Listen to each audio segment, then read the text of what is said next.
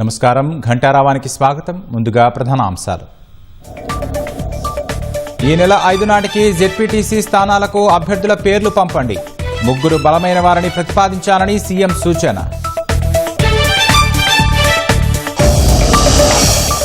BC రిజర్వేషన్లపై మళ్లీ కాంగ్రెస్ మోసం చేస్తోందని బీఆర్ఎస్ విమర్శ.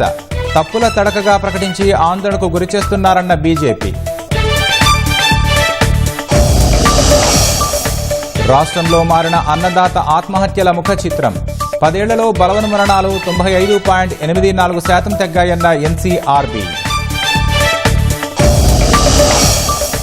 తమిళనాడులో ఎన్నోర్ థర్మల్ పవర్ ప్లాంట్లో కూలిన స్కోప్ ఫోల్డింగ్. ప్రమాదంలో అసోంకి చెందిన 9 మంది కార్మికులు మృతి.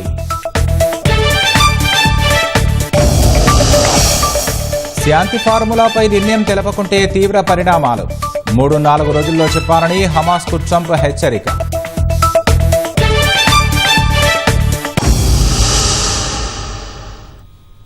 స్థానిక సంస్థల ఎన్నికలకు కసరత్తు ముమ్మరం చేసిన అధికార కాంగ్రెస్ గెలుపు గుర్రాలపై దృష్టి సారించింది. ఈ నెల 5 నాటికి అభ్యర్థుల పేర్లను పీసీసీకి పంపాలని సూచించిన ముఖ్యమంత్రి ఎక్కడా చిన్న పొరపాటు లేకుండా గెలుపే లక్ష్యంగా పనిచేయాలని మంత్రులకు సూచించారు. ఇప్పటి నుంచే ప్రచారంపై దృష్టి సారించాలని సూచించారు. ఇచ్చిన మాట ప్రకారం 42% రిజర్వేషన్లు అమలు చేసి తీరాలని మంత్రి పొన్నం ప్రభాకర్ ఇంట్లో జరిగిన సమావేశంలో బీసీ నేతలు నిర్ణయించారు. స్థానిక సంస్థల ఎన్నికల్లో జెడ్పీటీసీ స్థానాలకు అభ్యర్థుల పేర్ల జాబితాలను ఈ నెల 5 నాటికి పీసీసీకి పంపాలని మంత్రులు, జిల్లా కాంగ్రెస్ కమిటీ అధ్యక్షులకు సీఎం రేవంత్ రెడ్డి సూచించారు. అన్ని జిల్లాల్లో ఎంపీలు, ఎమ్మెల్యేలు, ఎమ్మెల్సీలు ముఖ్య నాయకులతో సంప్రదించి ప్రతి జెడ్పీటీసీ స్థానానికి 3 బలమైన, అర్హులైన అభ్యర్థులను గుర్తించాలని స్పష్టం చేశారు. సాయంత్రం జూమ్ ద్వారా సీఎం రేవంత్ రెడ్డి మాట్లాడారు. పీసీసీ అధ్యక్షుడు Mahesh Kumar Goud, AICC incharge Meenakshi Natarajan, deputy CM Bhatti Vikramarka తదితరులు ఆ భేటీలో పాల్గొన్నారు. అన్ని రకాలుగా పరిశీలించి గెలిచే అవకాశమున్న అభ్యర్థులను 6-7 తేదీల్లో పీసీసీ ఎంపిక చేస్తుందని వివరించారు. ఎక్కడా చిన్న పొరపాటు చేయవద్దని, గెలుపే లక్ష్యంగా పనిచేయాలని మంత్రులకు ముఖ్యమంత్రి సూచించినట్లు సమాచారం. ఇప్పటి నుంచే ప్రచారంపై నేతలంతా దృష్టి పెట్టాలని చెప్పినట్లు నేతలు వివరించారు. రాష్ట్ర ప్రభుత్వం అమలు చేస్తున్న సంక్షేమ పథకాలతో పాటు అభివృద్ధి కార్యక్రమాలను విస్తృతంగా ప్రజల్లోకి తీసుకెళ్లాలని రేవంత్ రెడ్డి సూచించారని పార్టీ వర్గాలు వెల్లడించాయి.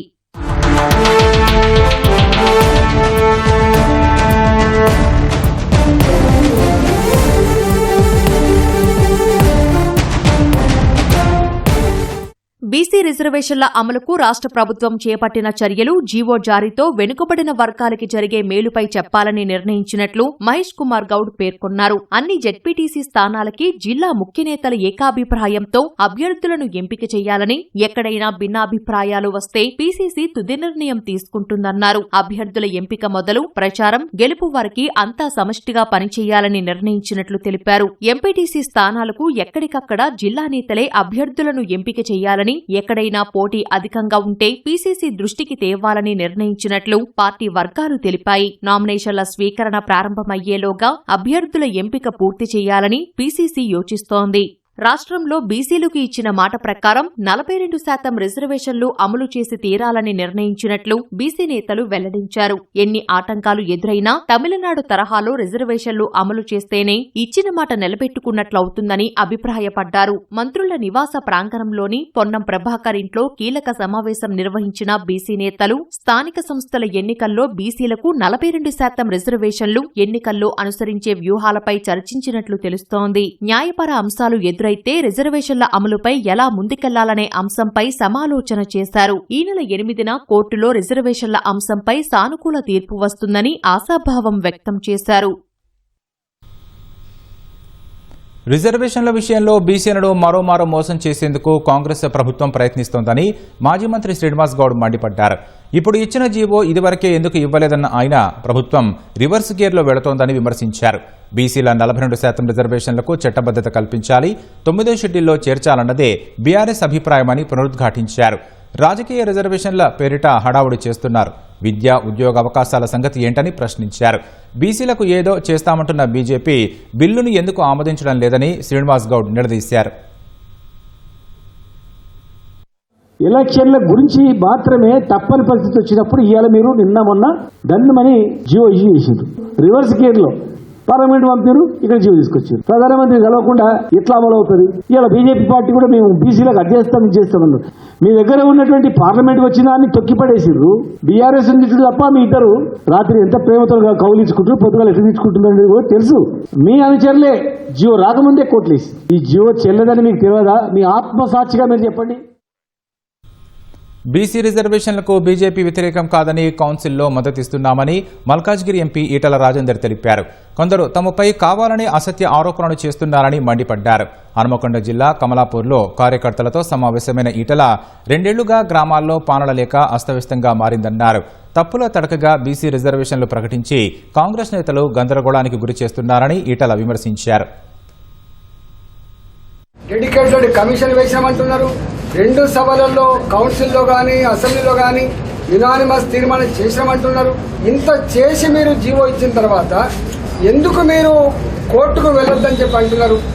దాన్ని బట్టి అర్థమవుతుంది కోర్టుకు ఎవరు వెళ్ళినా కోర్టులో ఇది నిలవదనేటువంటి భయం మీరే వ్యక్తం చేస్తున్నప్పుడు ఎట్లా మీరు షెడ్యూల్ ప్రకటించారు? ఎవరిని మోసం చేస్తామని చెప్పి ప్రకటించారు? అంటే ఎక్కడో కాడ మీరు చేసింది తప్పనేటువంటి విషయం మీ అంతరాత్మకు తెలుసు. తెలంగాణ రైతు ఆత్మహత్యల ముఖచిత్రం మారింది. రాష్ట్రం ఏర్పడిన తొలినాళ్లలో గణాంకాల పరంగా దేశంలో 2వ స్థానంలో నిలిచిన రాష్ట్రం ఇప్పుడు గణనీయంగా మెరుగుపడి 14వ స్థానానికి పరిమితమైంది.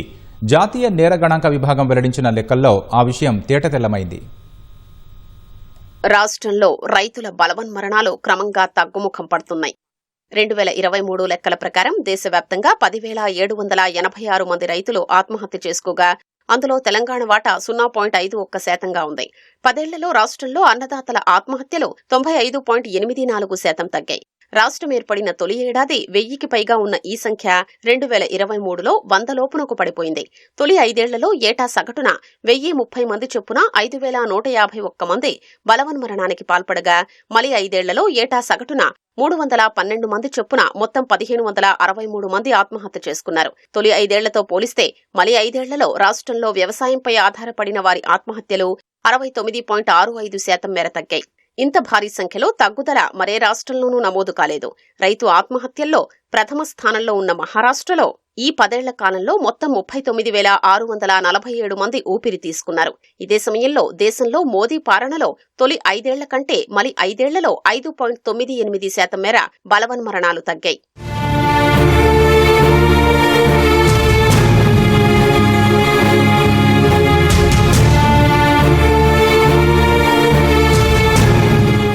రైతు ఆత్మహత్యల్లో మహారాష్ట్ర ఏళ్లుగా తొలి స్థానంలోనే ఉంటోంది. తాజా జాబితాలో మహారాష్ట్ర, కర్ణాటక, ఆంధ్రప్రదేశ్ తొలి 3 స్థానాల్లో ఉన్నాయి. మొత్తం అన్నదాతల బలవన్మరణాల్లో ఆ 3 రాష్ట్రాల వాటా 69.52%గా ఉంది. మిగిలిన 11 రాష్ట్రాలు 3 కేంద్ర పాలిత ప్రాంతాల్లో ఒక్క ఘటన చోటు చేసుకోలేదు. దేశవ్యాప్తంగా తనువు చాలించిన వారిలో రైతులు 4,690 మంది, రైతు కూలీలు 6,096 మంది ఉన్నారు. దేశవ్యాప్తంగా 2003లో జరిగిన మొత్తం ఆత్మహత్యల్లో రైతులు, రైతు కూలీల వాటా 6.3%గా ఉంది. దక్షిణాది రాష్ట్రాల్లో 4,177 మంది కర్షకులు బలవన్మరణాలకు పాల్పడ్డారు. దేశవ్యాప్తంగా జరిగిన ఆత్మహత్యల్లో దక్షిణాది రాష్ట్రాల వాటా 38.72%గా ఉంది. దేశంలో జరిగిన ఆత్మహత్యల్లో తెలంగాణ వాటా 6.2%గా ఉంది. రాష్ట్రంలో మొత్తం 10,580 మంది ఉసురు తీసుకున్నారు. సంఖ్యాపరంగా తెలంగాణ 7వ స్థానంలో ఉంది. ప్రతి 1,00,000 జనాభాకు దేశంలో సగటున 12.3 మంది ఆత్మహత్యకు పాల్పడుతుండగా 27.7 మందితో తెలంగాణ జాతీయ స్థాయిలో 4వ స్థానంలో ఉంది. అత్యధికంగా దేశంలో 31.9% మంది కుటుంబ సమస్యల కారణంగా ఆత్మహత్య చేసుకుంటున్నారు. అతిపెద్ద బతుకమ్మ జానపద నృత్యంగా గిన్నిస్ బుక్ రికార్డులో నమోదు కావడంపై సీఎం రేవంత్ రెడ్డి అభినందనలు తెలిపారు. ముఖ్యమంత్రి రేవంత్ రెడ్డిని ఆయన నివాసంలో పర్యాటక శాఖ మంత్రి జూపల్లి కృష్ణారావు, ప్రత్యేక సీఎస్ జయేష్ రంజన్, ఎండీ క్రాంతి కలిశారు. సరూర్నగర్ మైదానంలో రాష్ట్ర ప్రభుత్వం నిర్వహించిన బతుకమ్మ పండుగ గిన్నిస్ బుక్ రికార్డు సాధించిన వివరాలు తెలిపి ధన్యవాదాలు తెలిపారు. గవర్నర్ జిష్ణుదేవ్ వర్మను మంత్రి జూపల్లి కృష్ణారావు కలిసి గిన్నిస్ బుక్ రికార్డు సాధించిన విషయాన్ని వివరించారు. పార్టీ మారినట్లు ఆరోపణలకు సంబంధించి ఎమ్మెల్యేలపై దాఖలైన అనర్హత పిటిషన్లపై ఇవాళ రెండో రోజు సభాపతి ప్రసాద్ కుమార్ విచారణ చేపట్టనున్నారు. ఉదయం 11 గంటల నుంచి సాయంత్రం 4 గంటల వరకు ఆ ప్రక్రియ కొనసాగనుంది. కాంగ్రెస్లో చేరిన ఎమ్మెల్యేలను అనర్హులుగా ప్రకటించాలన్న బీఆర్ఎస్ ఫిర్యాదు మేరకు స్పీకర్ విచారణ చేస్తున్నారు. సెప్టెంబర్ 29న పిటిషనర్లు కల్వకుంట్ల సంజయ్, చింతా ప్రభాకర్, పల్లా రాజేశ్వర్ రెడ్డిని ప్రతివాదుల తరపు న్యాయవాదులు స్పీకర్ సమక్షంలో విచారించారు. పార్టీ ఫిరాయించినట్లు ఆరోపణలు ఎదుర్కొంటున్న 4 ఎమ్మెల్యేలు ప్రకాష్ గౌడ్, కాళ యాదయ్య, గూడెం మహిపాల్ రెడ్డి, బండ్ల కృష్ణమోహన్ రెడ్డిని ఇవాళ పిటిషనర్ల తరపు న్యాయవాదులు క్రాస్ ఎగ్జామినేషన్ చేస్తారు. మిగిలిన ఎమ్మెల్యేలకు చెందిన విచారణ దసరా పండుగ తర్వాత జరిగే అవకాశం ఉన్నట్లు తెలుస్తోంది. ఎమ్మెల్యేల అనర్హత పిటిషన్ల విచారణను దృష్టిలో పెట్టుకుని శాసనసభ ప్రాంగణంలో స్పీకర్ ఆంక్షలు విధించారు. వస్తువుల కొనుగోలులో ప్రజలు ఎలాంటి మోసాలకు గురికాకుండా అధికారులు చర్యలు చేపట్టారు. కొందరు వ్యాపారులు ఇటీవల జరిగిన జీఎస్టీ సంస్కరణలను పాటించకుండా అధిక ధరలకే నాణ్యత లేని వస్తువులు విక్రయిస్తున్నారు. పండుగ నేపథ్యంలో జరుగుతున్న క్రయ విక్రయాల్లో అలాంటి మోసాలు మరింత జరిగే అవకాశం ఉంది. ముఖ్యంగా ఔషధాల విషయంలో ప్రజలు మోసాల బారిన పడకుండా జాగ్రత్త పడాలని అధికారులు చెబుతున్నారు. కొనుగోలు చేసే వస్తువులపై అవగాహన పెంచుకోవాలని వారు సూచిస్తున్నారు. ఏదైనా మోసానికి గురైనట్లు తెలిస్తే స్థానిక లీగల్ మెట్రాలజీ ఇన్స్పెక్టర్కు ఫిర్యాదు చేయవచ్చని వారు చెబుతున్నారు. కేంద్ర గవర్నమెంట్ మనకు జీఎస్టీ పూర్తి స్థాయిలో దాన్ని మాడిఫికేషన్ చేశారు. 18% ఉన్నదాన్ని స్లాబ్ల వారీగా మినిమం 5% తీసుకొచ్చారు. అయినప్పటికీ కూడా ఈరోజు వ్యాపారులు కూడా ప్రజల్ని మోసం చేస్తూ ఆ తగ్గించిన రేటును ముందుకు తీసుకురాకుండా మళ్ళీ అదే శాతాన్ని ప్రజల మీద రుద్దుతూ ఉన్నారు. మెడిసిన్ పైన 12% ఉన్నటువంటి జీఎస్టీని ఈరోజు కేంద్ర గవర్నమెంట్ 5% తీసుకొచ్చింది. అయినప్పటికీ కూడా పబ్లిక్ మెడికల్ షాపుల వాళ్ళు కానీ తర్వాత హాస్పిటల్స్ వాళ్ళు కానీ అదే ఆ 18%కే తీసుకొస్తున్నారు తప్ప దీన్ని మనం అడగలేకపోతా ఉన్నాం. దీనిపై పూర్తిగా ప్రజలు అవగాహన రావాలని చెప్పి మేము కోరుకుంటా ఉన్నాం. రసాయన పరిశ్రమ ఏర్పాటును వ్యతిరేకిస్తూ సంగారెడ్డి జిల్లా జహీరాబాద్ మండలం కొత్తూరు బి గ్రామస్తులు ధర్నా చేపట్టారు. ప్రజాభిప్రాయ సేకరణ లేకుండా గ్రామానికి కోతవేటు దూరంలో కాలుష్యకారక రసాయన పరిశ్రమ నిర్మాణం పూర్తి చేయడంపై అభ్యంతరం వ్యక్తం చేశారు. బిస్కెట్ల పరిశ్రమ, చిన్నారుల భోజనం పరిశ్రమ ఏర్పాటు చేస్తున్నట్లు ప్రచారం చేసి రసాయన పరిశ్రమ ప్రారంభోత్సవానికి సిద్ధం కావడంతో గ్రామస్తులు వెళ్లి గేటు ఎదుట బైఠాయించారు. స్థానిక రైతులకు ఉపయోగపడేలా చక్కెర, ఆహార అనుబంధ పరిశ్రమలు ఏర్పాటు చేస్తే సహకరిస్తామని, వాతావరణ కాలుష్యాన్ని పెంచే పరిశ్రమపై న్యాయస్థానాల్లో పోరాటం చేస్తామని నినాదాలు చేశారు. గ్రామస్తుల ఆందోళనలతో పోలీసులు చేరుకొని పరిశ్రమ వివరాలు సేకరించి కాలుష్యం లేకుండా చూస్తామని హామీ ఇవ్వడంతో ఆందోళన విరమించారు.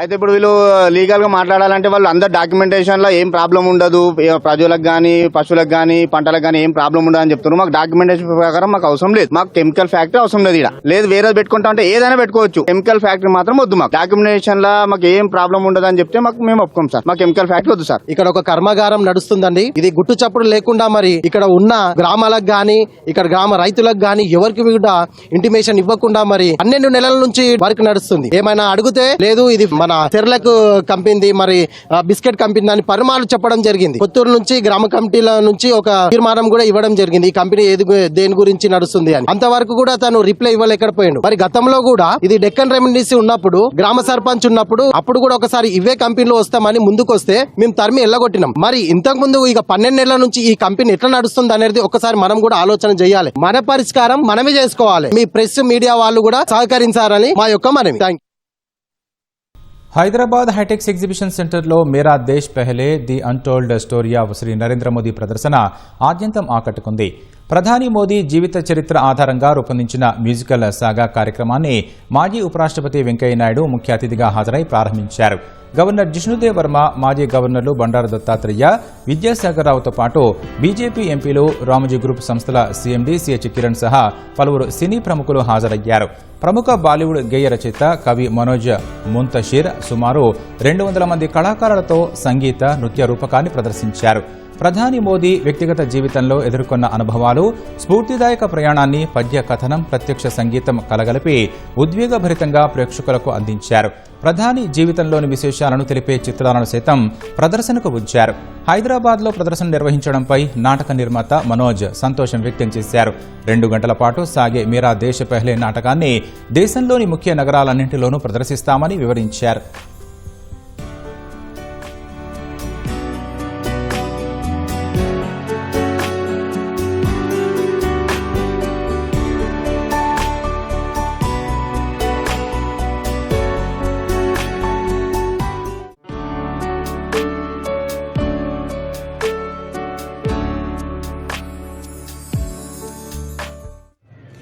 that we are presenting Mera Desh Pehle in Bhagyanagar, a land which is known for its nationalistic approach, love for the soil, and a land which has got great heroes like Alluri Sitaraman ji, like Lokaram Bhim. That kind of great personalities where they have acted and they have lived their life. Very happy to perform Mera Desh Pehle.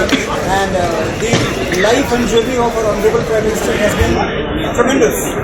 I hope that Bhagyanagar, the community of Bhagyanagar enjoys it and they learn some. 2014, 2019, 2024 3 సార్లు ప్రధానమంత్రిగా బాధ్యత చేపట్టారు. ఈ రకంగా 24 సంవత్సరాలుగా పేద ప్రజల కోసం, బడుగు బలైన వర్గాల కోసం, దేశ అభివృద్ధి కోసం, దేశంలో మౌలిక వసతుల కల్పన కోసం అహోరాత్రులు కృషి చేస్తున్నారు. ఎప్పుడు కలిసినా వారు దేశం గురించే మాట్లాడతారు, ప్రజల సంక్షేమం గురించే మాట్లాడతారు. 24 సంవత్సరాలుగా ఏ ఒక్కరోజు సెలవు తీసుకోకుండా ముఖ్యమంత్రిగా, ప్రధానమంత్రిగా పనిచేసినటువంటి వ్యక్తులు ఈ భూప్రపంచంలో ఎవరైనా ఉన్నారంటే ఒక్క నరేంద్ర మోడీ గారని ఈరోజు ధైర్యంగా చెప్పారు. తెలంగాణ ప్రజల తరఫున వారికి మంచి ఆయురారోగ్యాలు ఇవ్వాలి, ఈ దేశాన్ని మరింత ముందుకు తీసుకెళ్లే విధంగా పనిచేయాలని చెప్పి భగవంతుడు వారికి శక్తినివ్వాలని సందర్భంగా ప్రార్థన చేస్తూ వచ్చినటువంటి మీ అందరికీ నేను మరి మనస్ఫూర్తిగా స్వాగతం పలుకుతా ఉన్నాను. తమిళనాడులోని తిరువల్లూరు ఎన్నోర్ థర్మల్ విద్యుత్ కేంద్రంలో ఘోర ప్రమాదం జరిగింది. థర్మల్ విద్యుత్ కేంద్రం నిర్మాణ పనులు జరుగుతుండగా స్కోఫోల్డింగ్ కూలి 9 మంది వలస కార్మికులు మృతి చెందారు. ఘటనా స్థలంలో 4 చనిపోగా ఆసుపత్రిలో చికిత్స పొందుతూ మరో 5 చనిపోయినట్లు అధికారులు తెలిపారు. తీవ్రంగా గాయపడిన మరికొందరు ఐసీయూలో చికిత్స పొందుతున్నట్లు చెప్పారు. విద్యుత్ కేంద్రం నిర్మాణంలో కూలీలు పనిచేస్తుండగా ఈ ప్రమాదం జరిగింది. బాధితులను అస్సాంకు చెందిన వలస కూలీలుగా గుర్తించారు. ఆసుపత్రిలో చికిత్స పొందుతున్న బాధితులను తమిళనాడు విద్యుత్ బోర్డు కార్యదర్శి రాధాకృష్ణన్ పరామర్శించారు. ప్రమాదంలో వలస కార్మికులు మృతి చెందడంపై ప్రధాని నరేంద్ర మోదీ తీవ్ర దిగ్భ్రాంతి వ్యక్తం చేశారు. మృతుల కుటుంబాలకు 10 లక్షలు, క్షతగాత్రులకు 50,000 రూపాయల ఎక్స్గ్రేషియా ప్రకటించారు. అటు తమిళనాడు ప్రభుత్వం కూడా మృతుల కుటుంబాలకు 10 లక్షల రూపాయల ఎక్స్గ్రేషియా ప్రకటించింది.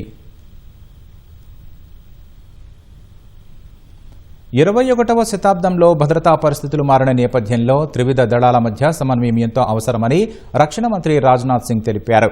వేగంగా మారుతున్న పరిస్థితులకు అనుగుణంగా త్రివిధ దళాలు కలిసి పనిచేయడం తప్పనిసరి అని సూచించారు. త్రివిధ దళాల ఉమ్మడి శక్తికి ఆపరేషన్ సింధూర్ ఓ సజీవ సాక్ష్యమన్నారు. అది భవిష్యత్ మిలిటరీ ఆపరేషన్లకు బెంచ్ మార్క్ కావాలని రాజ్నాథ్ సింగ్ సూచించారు. जब हमारी सेनाएं आपस में मिलकर काम करती हैं तो उनकी कंबाइंड स्ट्रेंथ कितनी बढ़ जाती है, यानी बड़ी से बड़ी चुनौती का भी मुकाबला करने में वह सक्षम हो जाती हैं और उस चुनौती पर विजय प्राप्त करती हैं. इन ऑपरेशन के दौरान भारत ने अपने एयर डिफेंस में ज्वाइंटनेस का एक जबरदस्त प्रदर्शन किया. इंडियन एयरफोर्स का integrated air command and control system यानी IACCS, जिसको इंडियन आर्मी के आकाश तीर और इंडियन नेवी के त्रिगुण के साथ सीमलेसली इंटीग्रेट किया गया और मैं मानता हूं इस सफलता का यह आधार था. और इन सिस्टम्स की ट्राई सर्विस सिनर्जी ने एक यूनिफाइड और real time operational picture create की, जिससे कमांडर्स को तुरंत सही समय में और सही फैसले लेने की एक शक्ति मिली. దసరా పండుగ వేళ మైసూరులో వజ్రముష్టి కళగా అనే సంప్రదాయ కుస్తీ పోటీ ప్రత్యేక ఆకర్షణగా నడుస్తోంది. పురాతన కాలం నుంచి ఆచారంగా వస్తున్న ఈ పోటీల్లో జట్టి వర్గానికి చెందిన వారు పాల్గొంటారు. విజయదశమి రోజున మైసూరు ప్యాలెస్లో రాజకుటుంబం ఈ పోటీలను నిర్వహిస్తుంది. మైసూరు, బెంగళూరు, చామరాజనగర్, చెన్నపట్న ప్రాంతాలకు చెందిన 9 నైపుణ్యం కలిగిన మల్లయోధుల మధ్య ఈ కుస్తీ పోటీ సాగుతుంది. పోటీలు ప్రారంభించే ముందు జమ్మి చెట్టుకు పూజలు చేస్తారు. అనంతరం దసరా జంబూ సవారీ చేస్తారు. వజ్రముష్టి కళగ పోటీల్లో పాల్గొనే వారు గుండు గీయించుకొని వేళ్లలో ఇమిడిపోయే చిన్నపాటి ఇనుప ఆయుధాన్ని చేతికి ధరించి ముష్టి యుద్ధం చేస్తారు. ఈ ఆయుధాన్నే వజ్రముష్టి అంటారు. పోటీల్లో భాగంగా తమ ప్రత్యర్థులను రక్తం చిందించి ఓడించాల్సి ఉంటుంది. అప్పుడే రాజకుటుంబం విజయయాత్రకు బయలుదేరుతుంది. తర్వాత బన్ని పూజ జరుగుతుంది. అక్కడితో ప్యాలెస్లో నవరాత్రి పూజలు ముగుస్తాయి. విజయనగర చక్రవర్తుల పాలనలో ప్రాచుర్యం పొందిన ఈ కుస్తీ పోటీని మైసూరు వడయార్ రాజకుటుంబీకులు ఇప్పటికీ కొనసాగిస్తున్నారు.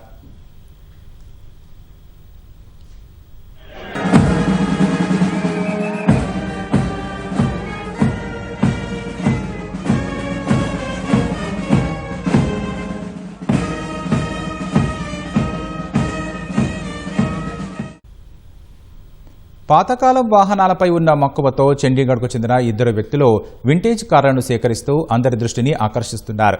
జేఎస్ పుల్కా, బల్జిత్ సింగ్ అనే వ్యక్తులకు వింటేజ్ కార్లను సేకరించడం అంటే ఇష్టం. ఇందుకోసం ఇద్దరు కలిసి చండీగఢ్ వింటేజ్ అండ్ క్లాసిక్ కార్ల క్లబ్ను ప్రారంభించారు. 1995లో ప్రారంభమైన ఈ క్లబ్లో మెర్సిడెస్, షెవ్రోలెట్, అంబాసిడర్, ఫోర్డ్ కంపెనీలకు చెందిన పలు వింటేజ్ కార్లను సేకరించి ప్రజలకు అందుబాటులోకి తీసుకొచ్చారు. ఇటీవలే జరిగిన చండీగఢ్ కసౌలీ వింటేజ్ కార్ ర్యాలీ సందర్భంగా జేఎస్ పుల్కా, బల్జిత్ సింగ్ సేకరించిన వింటేజ్ కార్లను చూసేందుకు జనం ఎగబడ్డారు. ఆటోమొబైల్ రంగం వారసత్వాన్ని కాపాడడంతో పాటు భవిష్యత్ తరాల కోసం వింటేజ్ వాహనాలను భద్రపరచడానికి క్లబ్ను ఏర్పాటు చేసినట్లు జేఎస్ పుల్కా తెలిపారు. విడిభాగాలు దొరక్కపోవడం, ఎవరూ సర్వీసింగ్ చేయకపోవడం వల్ల నేటి కాలంలో వింటేజ్ కార్లను సంరక్షించడం కష్టమైన పనిగా మారిందన్నారు. మరోవైపు చిన్నప్పటి నుంచి కార్లపై ఉన్న ఇష్టంతో పాతతరం కార్లను సేకరించడం ప్రారంభించినట్లు బల్జిత్ సింగ్ చెప్పారు. కార్లపై తమకున్న అభిరుచే క్లబ్ స్థాపనకు కారణమైందన్నారు. ఈ ఏడాది నవంబర్లో జరిగే చండీగఢ్ కార్నివాల్లో వింటేజ్ కార్లను ప్రదర్శించనున్నట్లు బల్జిత్ సింగ్ తెలిపారు.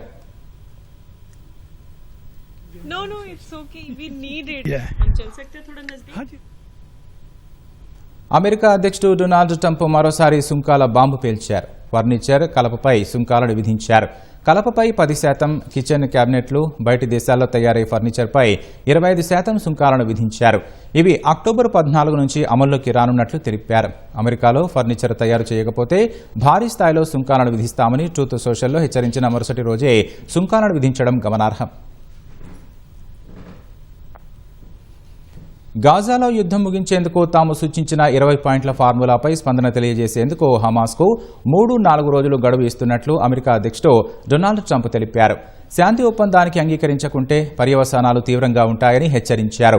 ముగింపు చాలా విషాదంగా ఉంటుందన్నారు. తమ ప్రతిపాదనకు భాగస్వామ్య పక్షాలన్నీ అంగీకరించినట్లు ట్రంప్ చెప్పారు.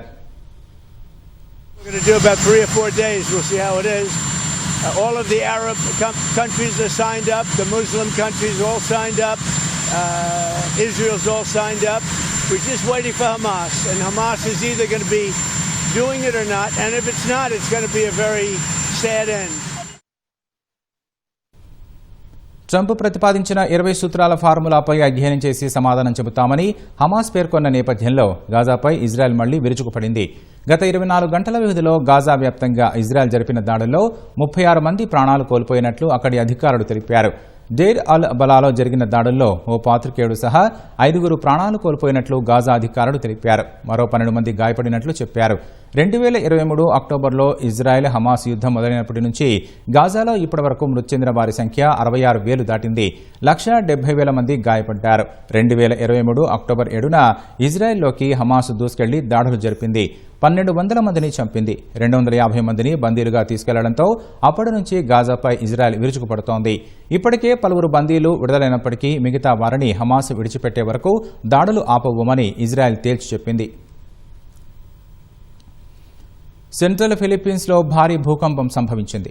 రిక్టర్ స్కేలుపై 6.9గా నమోదైనట్లు అమెరికా జియోలాజికల్ సర్వే వెల్లడించింది. భూకంపం కారణంగా జరిగిన వేర్వేరు ప్రమాదాల్లో సుమారు 20 మంది మృతి చెందగా 10ల సంఖ్యలో గాయపడ్డారు. మృతుల సంఖ్య మరింత పెరిగే అవకాశం ఉందని అధికారులు అనుమానం వ్యక్తం చేస్తున్నారు. సెబు ప్రావిన్స్లోని బోగో నగరానికి 17 కిలోమీటర్ల దూరంలో భూకంపం కేంద్రం ఉందని అధికారులు తెలిపారు. మృతుల సంఖ్య మరింత పెరిగే అవకాశం ఉందని అధికారులు అనుమానం వ్యక్తం చేస్తున్నారు. బోగో నగరంలో అత్యధికంగా 14 మంది మృతి చెందారు. భూకంపం దాటికి అనేక ఇళ్లు, బహుళ అంతస్తుల భవనాలు ధ్వంసమయ్యాయి.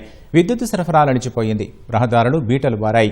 పర్వత ప్రాంతాలలో ఉన్న గ్రామాలపై కొండ చర్యలు విరిగిపడడంతో అక్కడికి చేరుకోవడానికి సహాయక బృందాలు శ్రమిస్తున్నాయి. తొలుత సునామీ హెచ్చరికలు జారీ చేసిన ఫిలిప్పీన్స్ జియోలాజికల్ విభాగం ఆ తర్వాత వాటిని ఉపసంహరించుకుంది.